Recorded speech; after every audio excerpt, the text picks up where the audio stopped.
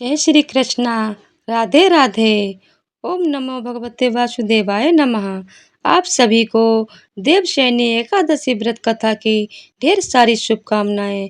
आप सभी पर भगवान विष्णु की कृपा सदा सर्वदा बनी रहे। आपसे अनुरोध है कि कथा को पूरा अवश्य सुनिएगा।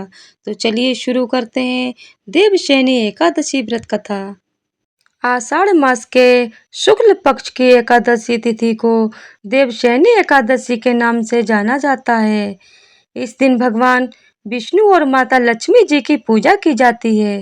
कहते हैं इस व्रत को करने से व्यक्ति की सभी मनोकामनाएं पूरी होती हैं, साथ ही आपकी आय और आयु में वृद्धि होती है। इस दिन व्रत और पूजा के साथ साथ देवशयनी एकादशी की कथा भी जरूर पढ़नी चाहिए। इसके बिना व्रत का अधूरा फल मिलता है।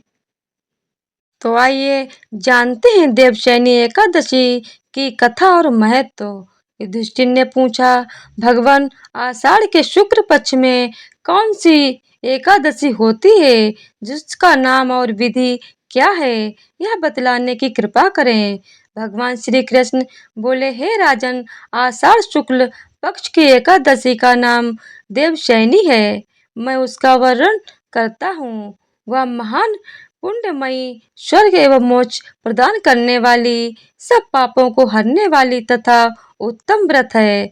आषाढ़ शुक्ल पक्ष में शयनी एकादशी के दिन जिन्होंने कमल पुष्प से कमल लोचन भगवान विष्णु का पूजन तथा एकादशी का उत्तम व्रत किया है, उन्होंने तीनों लोकों और तीनों सनातन देवताओं का पूजन कर लिया।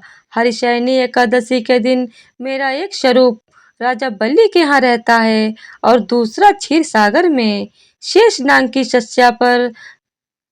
शैया पर तब तक शयन करता है जब तक आगामी कार्तिक की एकादशी नहीं आ जाती।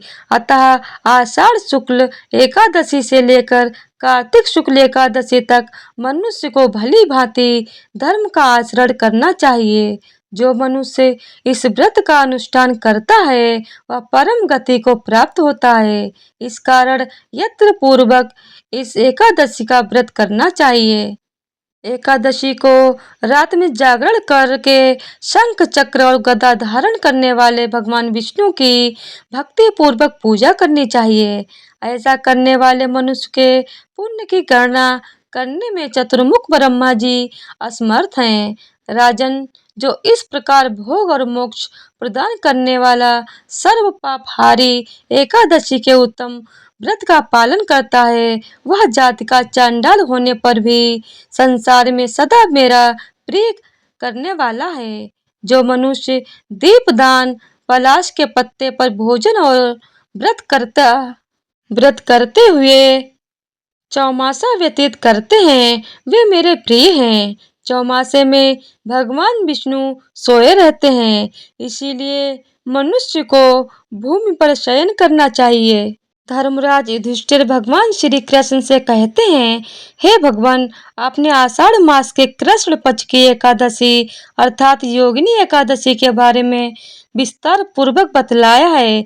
अब आप कृपा करके आषाढ़ मास के शुक्ल पक्ष एकादशी का क्या नाम है तथा उसकी कथा क्या है, इस व्रत की कथा और विधि कृपा कर यह सब विस्तार पूर्वक कहिए। भगवान को देवशयनी एकादशी या प्रबोधनी एकादशी दोनों ही नामों से जाना जाता है। धर्मराज युधिष्ठिर ने कहा, हे केशव, आषाढ़ शुक्ल एकादशी का क्या नाम है, इस व्रत के करने की विधि क्या है और किस देवता का पूजन किया जाता है। श्री कृष्ण कहने लगे कि हे युधिष्ठिर, जिस कथा को ब्रह्मा जी ने नारद जी से कहा था वही मैं तुमसे कहता हूँ। एक समय नारद जी ने ब्रह्मा जी से यही प्रश्न किया था। तब ब्रह्मा जी ने उत्तर दिया, हे नारद, तुमने कलियुगी जीवों के उद्धार के लिए बहुत उत्तम प्रश्न किया है, क्योंकि देवशयनी एकादशी का व्रत सब व्रतों में उत्तम है। इस व्रत से समस्त पाप नष्ट हो जाते हैं और जो मनुष्य इस व्रत को नहीं करते वे नरकामी होते हैं। इस व्रत के करने से भगवान विष्णु प्रसन्न होते हैं। इस एकादशी का नाम देवशयनी एकादशी है। अब मैं तुमसे एक पौराणिक कथा कहता हूँ, तुम मन लगाकर सुनो। सूर्यवंश में मानधाता नाम का एक चक्रवर्ती राजा हुआ है, जो सत्यवादी और महान प्रतापी था।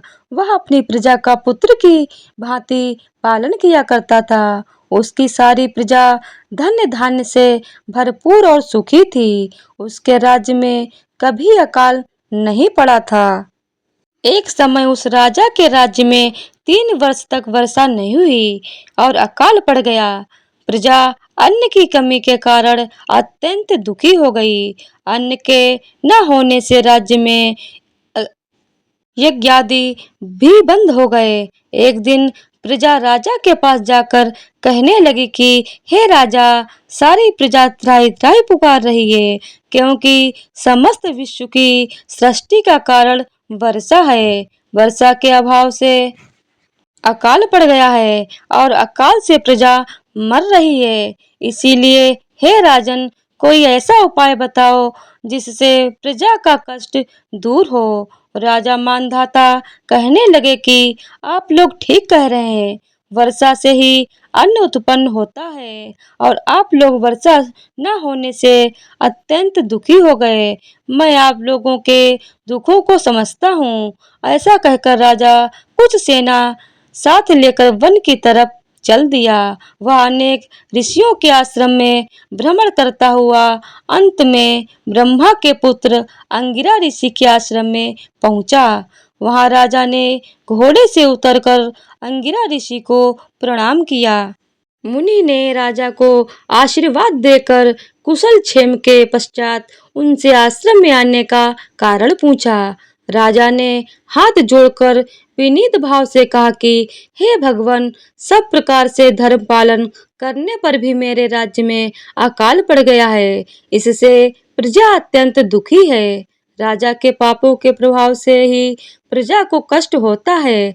ऐसा शास्त्रों में कहा है। जब मैं धर्मानुसार राज्य करता हूँ तो मेरे राज्य में अकाल कैसे पड़ गया, इसके कारण का पता मुझको अभी तक नहीं चल सका। अब मैं आपके पास इसी संदेह को निवृत्त कराने के लिए आया हूँ। कृपा करके मेरे इस संदेह को दूर कीजिए, साथ ही प्रजा के कष्ट को दूर करने का कोई उपाय बताइए।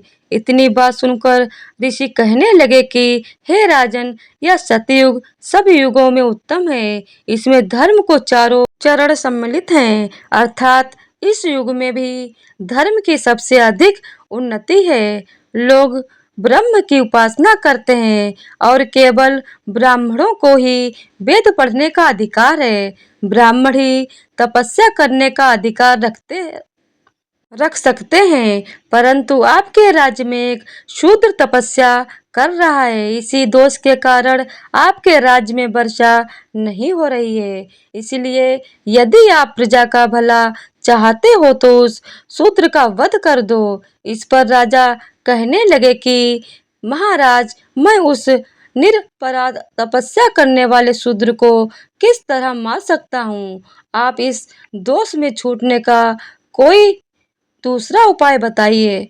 तब ऋषि कहने लगे कि हे राजन, यदि तुम अन्य उपाय जानना चाहते हो तो सुनो। आषाढ़ मास के शुक्ल पक्ष की देवशयनी नाम की एकादशी का विधि पूर्वक व्रत करो। व्रत के प्रभाव से तुम्हारे राज्य में वर्षा होगी और प्रजा सुख प्राप्त करेगी, क्योंकि इस एकादशी का व्रत सब सिद्धियों को देने वाला है और समस्त उपद्रवों को नाश करने वाला है। इस एकादशी का व्रत तुम प्रजा सेवक तथा मंत्रियों सहित करो। मुनि के इस वचन को सुनकर राजा अपने नगर को वापस आया और उसने विधि पूर्वक देवशयनी एकादशी का व्रत किया। उस व्रत के प्रभाव से वर्षा हुई और प्रजा को सुख पहुंचा।